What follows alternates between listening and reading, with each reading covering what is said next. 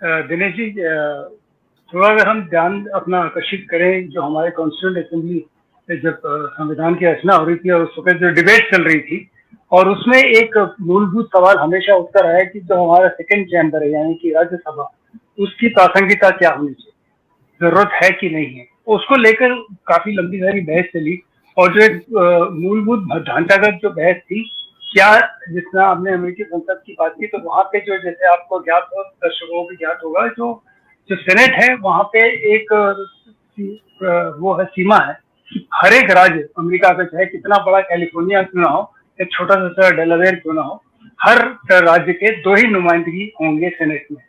तो इसीलिए वहां पे सीधे 150 राज्य हैं, तो 100 वहां पे सेनेटर्स होंगे। तो इसलिए वहां पे वो सिस्टम नहीं है। दूसरा सवाल ये है कि वो लोग जो करते हैं, हमारे यहाँ ये फैसला हुआ कि जब पूरे संविधान की बहस चली कि नहीं, हम अपने जनसंख्या के आधार पे नुमाइंदगी करेंगे। उसमें 12 हमने नॉमिनेटेड कैटेगरी का जो जिसके बारे में उल्लेख राजेश जी ने की, अपने एक दो टिप्पणियां भी बताई थी, तो वो एक संविधान में एक कोशिश की। लेकिन हाँ, उसके पीछे एक मंशा यही थी कि ये रिवाइजिंग चैम्बर हो, जैसे यूएस सेनेट में भी होता है कि सेनेटोरियल सॉसर कहते हैं। और उसके पीछे एक बहुत क्लासिक उदाहरण दिया जाता है कि जब जेफरसन और उनके बीच में वार्तालाप हो रही थी, तो उन्होंने कहा जी सेनेट का फायदा क्या है। तो उन्होंने उस वक्त उनके सामने चाय की प्याली रखी थी, तो वो चाय को प्याली में डाल के पी रहे थे, चाय की प्याली से सॉसर में डाल के। तो बोले ऐसे तुमने क्यों किया? बोले कि क्योंकि चाय ठंडी करनी थी। तो कहता है यही वजह है, कोई निचले सदन में बिल जल्दी से निकाल दे संख्या बल के आधार पे, तो उच्च सदन में जाके उसको आराम से फिर से देख के, हम जैसे आप चाय ठंडी करके पी रहे, इसी तरह हम अपने कानून भी आराम से सोच समझ के पारित करें।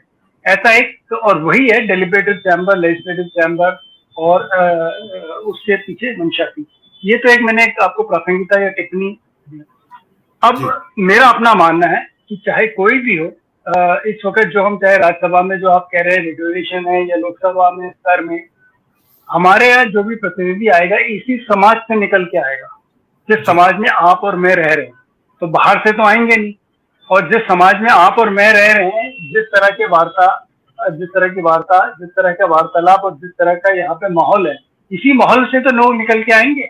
आप ही के बीच से उठ के जाएंगे। कोई हो सकता है वो बिल्कुल साधारण से परिवार से जुड़ा हो, ऐसा नहीं है कि नहीं है। आपने अभी हाल फिलहाल में देखा, आज भी कम्युनिस्ट पार्टी के जो नुमाइंदे आते हैं, नुमाइंदगी करते हैं, चाहे वो राज्यसभा में हो या लोकसभा में हो, बहुत ही साधारण परिवार से आते हैं, और उनकी अपनी एक कंट्रीब्यूशन रहता है। तो हाँ, ये जरूर है कि आज के तारीख में जो हम लोग देख रहे हैं, जो पिछले 3-4 दिनों में राज्यसभा को लेके अलग अलग खबरें छप रही है, उसको लेके थोड़ा मन जरूर हम लोग का विचलित होता है। लेकिन ऐसा नहीं है कि बिल्कुल ही सबको स्थिति खराब हो गई है। आप अन्य पार्टी को और देखिए। एक छोटा सा उदाहरण और दूंगा। अमेरिका में कहा जाता है US Congress has 435 secretaries of the state, यानी कि 435 जो उनके वहां पे हाउस ऑफ रिप्रेजेंटेटिव के मेंबर हैं, हर कोई वहां की विदेश नीति चलाता है, उनका उतनी दखल रहती है। लेकिन हमारे यहाँ भी रहती है, लेकिन उसका अलग है। आप अपनी व्यक्तिगत विचारधारा, अपनी बात रखते हैं। तो सवाल यह है कि हमारे यहाँ चूंकि पार्टी सिस्टम है और पार्टी से बन के निकल के आते हैं, वो होता है। डिटोरेशन मेरा मानना है, समाज, जिस समाज में हम रहते हैं, अगर उसमें अगर स्तर नीचे गिरा है, तो वो स्तर वहां आपको लोकसभा या राज्यसभा में प्रतिबिंब होगा, ऐसा मेरा मानना है। अब प्रसाद जी, एक छोटा सा प्रश्न है। जिस ढंग से लोगों को आजकल रिसोर्ट्स में भेज दिया जाता है, और जिस ढंग से एक तरह से शब्द अच्छा तो नहीं लगता, लेकिन खरीद फरोख्त का डर रहता है उसमें, जब इन लोगों से उम्मीद की जाती है कि ये देश के लिए सबसे बेहतरीन कानूनों के ऊपर वहां पर चर्चा करेंगे, तो क्या उम्मीद करें ऐसे लोगों से जो एक तरह से, क्या कहें कि एक बाजार सा लगा हुआ, वहां से उस रास्ते में से होकर गुजरते हैं, और वहां पर जब ऐसे लोग अपने आप को बचाने का प्रयास करते हैं कि अंतरात्मा की आवाज पर आप वोट दीजिए, और फिर वहां पर पता नहीं क्या क्या होता है। तो जब अनैतिक घटनाओं से लोग गुजरते हैं, इन इवेंट से गुजरते हैं, तो उनसे हम क्या उम्मीद करें कि वो किस किस्म की चर्चाएं करेंगे उच्च सदन में आकर? छोटा सा एक सवाल है। सवाल जो होता है, जो भी चर्चा होती है, उसमें एक बात जरूर ध्यान रखिए, वो पार्टी तय करती है कि पार्टी की लाइन क्या होगी, और पार्टी की जो लाइन होगी उससे आगे पीछे सांसद नहीं निकल सकता।